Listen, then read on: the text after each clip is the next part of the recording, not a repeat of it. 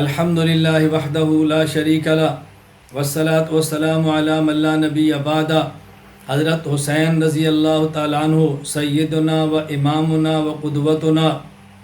حضرت حسین رضی اللہ تعالیٰ عنہ پیغمبر پاک صلی اللہ علیہ وسلم کے جگر کا ٹکڑا، پیغمبر کے لخت جگر، پیغمبر پاک کے نواسے، حضرت علی اور زہرا کے جسم کا حصہ، جنتی نوجوانوں کے سردار، ہمارے سر کا تاج حضرت حسین رضی اللہ تعالیٰ عنہ پاؤں مبارک میں نہ جوتے اور جوتے مبارک کے اندر مٹی، اس مٹی کی کسی ادنا ذرے کے برابر بھی ہم نہیں ہو سکتے۔ پوری امت کے صحابہ پیغمبر کے بعد سارے اولیاء جمع ہو جائیں، ان کا مقام حضرت حسین رضی اللہ تعالیٰ عنہ کے پاؤں کے مقام کے برابر بھی نہیں۔ حضرت حسین رضی اللہ عنہ کا مقام و مرتبہ ہمارے ایمان کا حصہ ہے۔ ان سے بغض رکھنے والا کجا مسلمان ہو سکتا ہے؟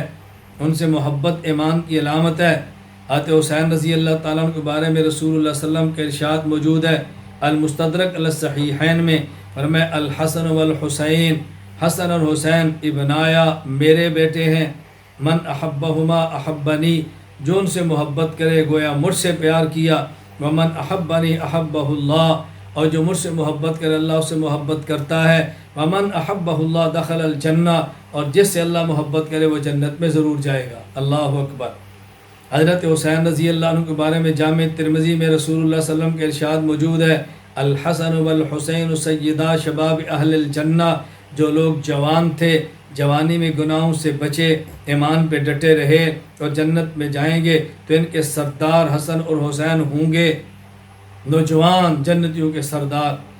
حضرت رسول اللہ صلی اللہ علیہ وسلم نے فرمایا، مسند احمد میں روایت موجود ہے، حضرت ابو ہریرہ فرماتے ہیں نبی کریم صلی اللہ علیہ وسلم تشریف لائے، حسن ساتھ، حسین ساتھ، ایک کندھے پہ ایک ہے، ایک کندھے پہ دوسرے ہیں، اللہ یلسم ھذا مرہ ویلسم ھذا مرہ، کبھی اس کو چومتے ہیں کبھی اس کو چومتے ہیں، کبھی حسن کا بوسہ کبھی حسین کا بوسہ۔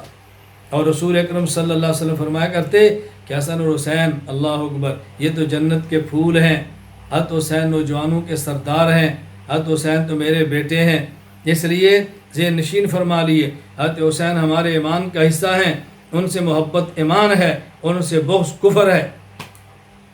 ان سے کون بغض کر رکھ سکتا ہے سوائے اس کے کہ اس کو پیغمبر پاک صلی اللہ علیہ وسلم سے محبت اور عقیدت نہ ہو، نبی سے محبت نہ ہو تو پھر کون سا ایمان ہے؟ تو حضرت حسین کی محبت ایمان ہے، اور ان سے بغض رکھنا، اس بغض کو حلال سمجھ کر رکھنا، یہ کفر ہے۔